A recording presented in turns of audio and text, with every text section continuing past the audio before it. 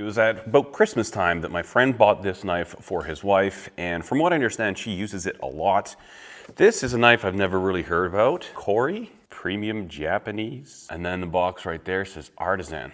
Now this knife is a VG10 core with 36 layers of hammered stainless steel. Linen micarta handle with mosaic pins. Let's have a look at this thing. That is a nice looking knife. Cool box, got this little pull tab. Let you guys have a look at this handle. Very nice. Not a bad looking blade if I do say so myself. Nice little tip protector here. And yes, it's not sharp. It's not horrible, but let's see if it does paper cut. No, it's not touching the paper. It feels like it wants to. It's kind of doing it there. Yeah, some spots are trying to grab it.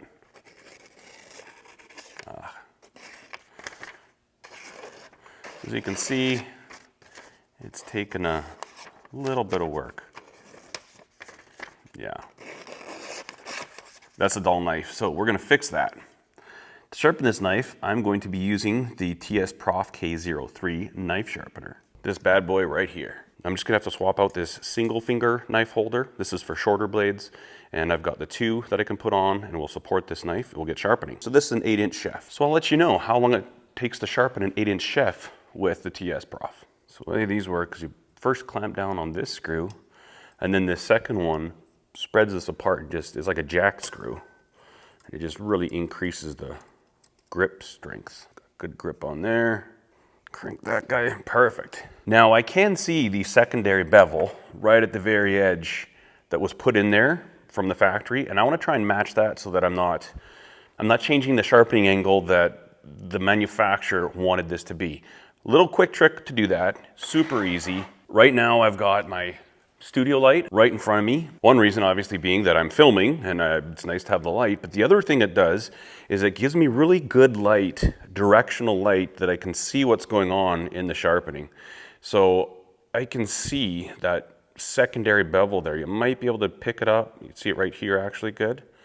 And that will allow me to take the Sharpie, carefully run it down there. So it may not be showing up super great on camera. You can kind of see it there. But now what I'll do is I simply take this and I can move it along there, and I'll be able to see if I'm taking off high or low or the whole thing. And the goal is to take that whole Sharpie line off evenly, and that way I know I'm matching the existing bevels. It's not bad. I'm taking it off fairly consistently all across there. And I'll come up here. Yeah, that's great. So that is the existing angle that this was sharpened to. Oops, I gotta start the timer. Okay. Now, the one thing I should adjust is, oh, I guess that's pretty good. Yeah, that's pretty good. I wanna make sure I'm not gonna go too far. Move this one up. One thing I don't wanna do is accidentally press this stone past the edge and scratch up the bevel. And I'm starting out here with, it should be, an extra coarse, which is F150, 150 grit. This feels finer than 150 grit. Just gonna go for a little bit on this side, and we'll flip it over. Do some on this side. Still not really feeling any burr. And generally I find when I'm sharpening, the most of the work is here with the coarser stones. Especially if the knife's gone quite a ways past dull, past sharp, I should say. You know, this coarse stone is doing a lot of the work, removing the material, getting it back to a really nice apex.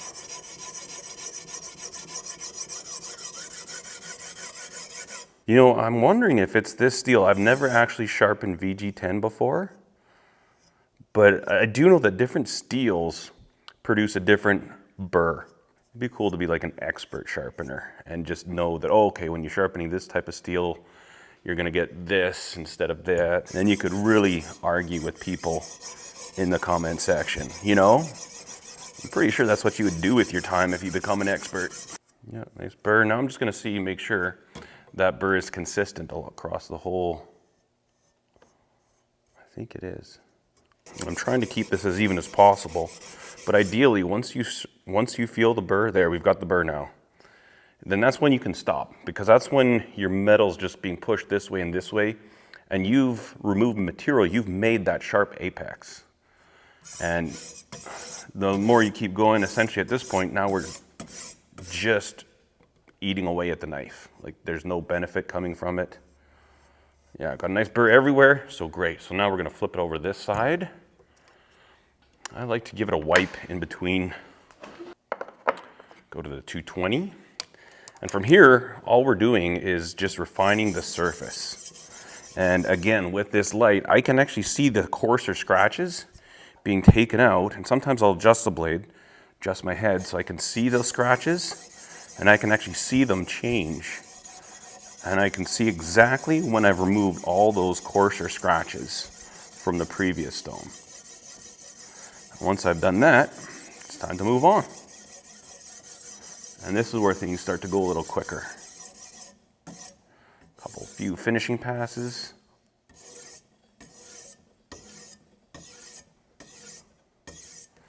Other side. Oh yeah, this is very obvious to me. I think one of the most important things about sharpening with this style of a knife sharpener is a good light, or multiple lights, you know, different desk lamps or something, just so you can use that light to see, you know, the scratches. My shop has got I don't love the lighting in this shop itself, and if I didn't have this light in front of me right now, this would be almost impossible to see what's going on. So it definitely makes a difference. And again, we're gonna develop a burr, but finer stone, it's gonna be a finer burr. As we get closer and closer, you pretty much won't even be able to feel that there is a burr. That's when you really rely on the light, on seeing the coarseness of these scratch patterns. And then the one thing I like to do is if I always end on strokes like this, my scratches are all going this way. When I start with my next grit, I'll start going this way. And then it just kind of helps to see, okay, yeah, we're already, you know, we're taking away those scratches. I find it to be quite useful. So that's that. Now we're done with the 220. What's this next one? 400 is my guess. Look at that, 400. Pfft, man, how did I even know that? Okay. So 400, let's see where my light's at. I want to see what I can see. And now we really start to feel the difference. It's much smoother of an action now. And you can actually feel once you've gotten that 220 scratch pattern removed, and it sounds different too. You hear that? Now it's getting quieter. Yeah, these burrs are getting really difficult to feel for now, but they are there. It's feeling pretty good. And that's only a 400 grit. And here it almost feels like we're doing nothing, and it's getting much more difficult to see, but you can see it. It is slightly changing, but it's just more subtle. The feel doesn't change as much. I mean, when you're going from that 150 to the 220, it's crazy. Like a few passes, it's like, and then it just quiets out. You can feel it in how much resistance there is. It's really interesting. It's a lot of fun. To tell you the truth, this is a lot of fun. And a lot of people say, oh, you can never do it like this. You have to use stones and blah, blah, blah, blah. It's just sad people. You know, they probably also think there's only one way to skin a cat. I feel bad for people like that. Especially when they're rude about it. I mean, come on. Chill out. Is there really nothing more important you could commit your energy to than just like arguing about how to sharpen a knife? I'm just showing you a way to sharpen a knife. If you don't like it, great. I do. Now we'll wipe all that off again, the swarf or whatever you would call it, and then we're gonna hit it with a leather strop.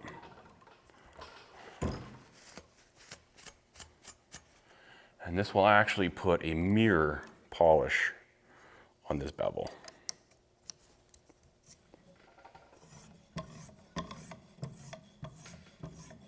Oh my goodness. I am digging this. I'm actually, you know what, so much so I'm gonna put a macro lens on this camera and get in right nice and tight so you guys can just see the quality of this edge. Horn dinkus. Okay, got the macro on. There's my finger. And my fingertip, just look at that edge that we put on there. See how shiny that is? But ultimately, a mirror polished edge doesn't matter if it doesn't cut. So let's see if this thing cuts any better. I mean, come on, I think we all know it's gonna cut better. Okay, so this is that same piece of paper. We're also gonna try it with a new one. But the other knife, it wouldn't, this knife pre-sharpening, it wouldn't do anything in here. We got one little slicer dicer. Oh, it has no problem now. Look at that. That's a sharp knife right there. I like it. I like it a lot.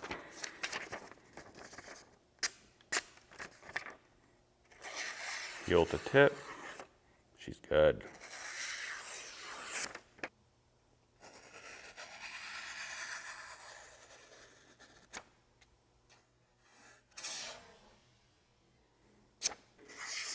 Perfect, excellent. About 17 minutes to sharpen this blade. I was probably going slower because I was talking to you guys, but you know, it's just nice to be able to do this for people.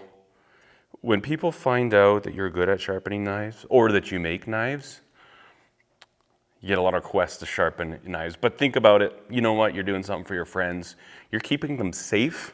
You're helping them to appreciate the knife more. When a knife is really sharp, if you've never sharpened with a good quality knife, if you've never cut food with a good quality knife that's super sharp, when you do it for the first time, it's like this light bulb goes on in your mind. It's like, this is how it's supposed to be.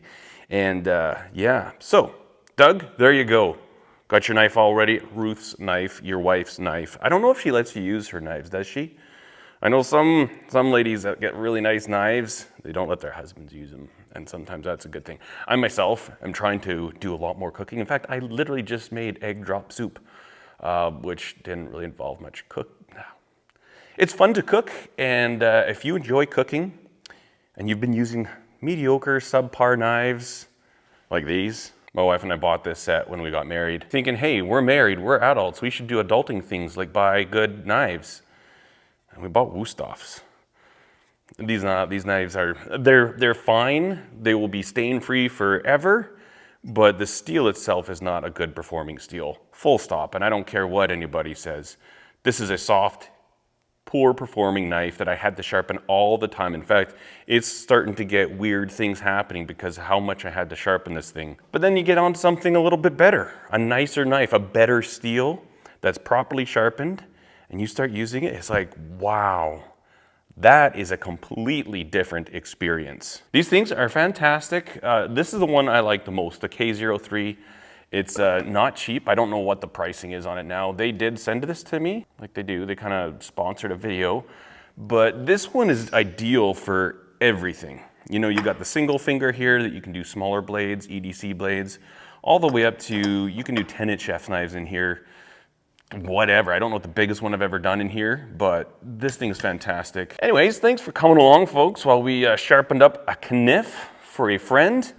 And I hope you guys have a fantastic day. If you have any questions or comments, feel free to leave them down below. I'll do my best to help you out as I can. And we'll see you in the next video. Cheers. Okay, let's put this thing back without cutting myself.